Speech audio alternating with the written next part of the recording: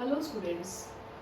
Today's video is important in a way that it is concerning AC circuit containing L, C, R in series. That is inductor, capacitor and resistance, they all are connected in series in the AC circuit.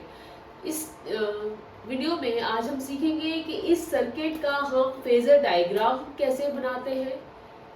Phasor diagram से will find out through a derivation what is the resultant voltage in the circuit, what is the net resistance of the circuit, and through phase difference हम ये कैसे पता लगाएंगे कि ये circuit resistance वाला circuit है या इंडक्टेंस डोमिनेटेड है या कैपेसिटेंस डोमिनेटेड सर्किट है.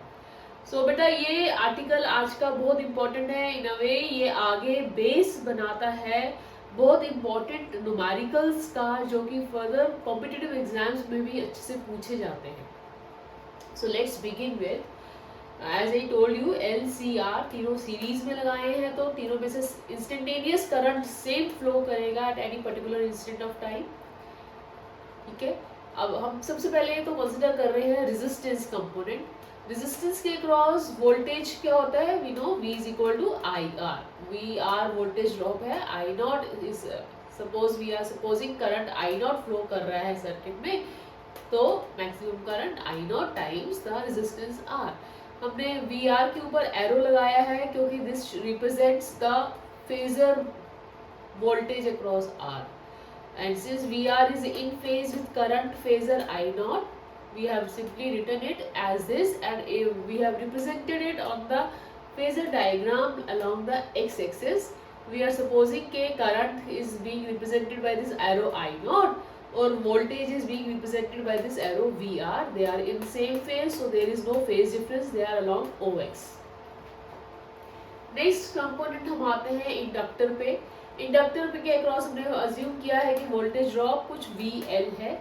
अगेन VL एज पर Ohm's law can be written as जो भी करंट आई नॉट फ्लो कर रहा है through it times the resistance which it is providing XL, that is called the inductive reactance, right.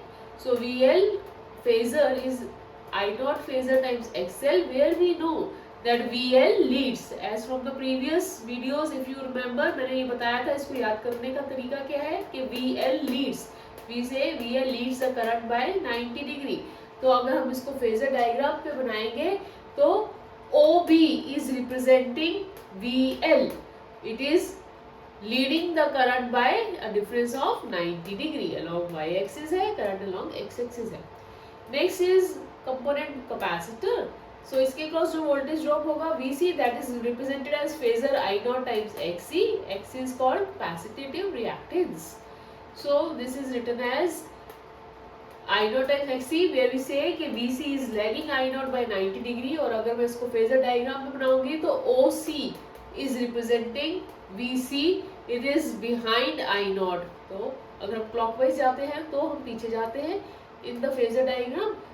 So this is behind, so by 90 degree behind the current. ठीक है, और ये हमें पता लग गया VL और VC के बीच में OB is VL, OC is VC, इन दोनों के बीच में एंगल डिफरेंस कितना हो गया? 180 degree. Let's assume here that VL is more than VC, OB is greater than OC in magnitude. So let VL be more than VC. तो उस case में हम ये कहेंगे कि नेट जो रिएक्टिव वोल्टेज है L और C के अक्रॉस, जो रिएक्टिव इन दोनों कंपोनेंट्स के अक्रॉस जो वोल्टेज है, that will be sum VL minus VC in the diagram. जैसे कि हम एक वेक्टर डायग्राम में वर्क करते हैं उसी तरीके से हम फेजर डायग्राम में भी वर्क करते हैं. So OB is more than OC.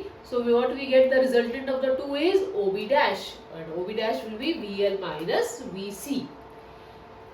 अब पूरे तीनों कंपोनेंट्स की वोल्टेज का अगर हमें रिजल्टेंट निकालना है तो कैसे करेंगे? Again vector diagram. So addition of vectors, एक तो वेक्टर OB डैश आ गया और एक वोल्टेज अक्रॉस R का वेक्टर है OA. इन दोनों का रिजल्टेंट निकालना है तो let's complete this parallelogram and then OK is the resultant of the two, and what we write it as OK would be equal to under the root OA square plus OB dash square. So it becomes equal to OA is VR square plus OB dash is VL minus VC whole square. OB dash is VL minus VC whole square.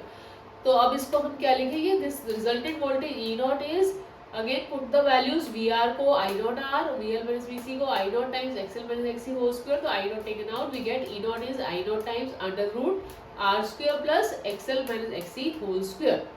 अब इस जो under root term है उसको हम कुछ लिख रहे हैं Z.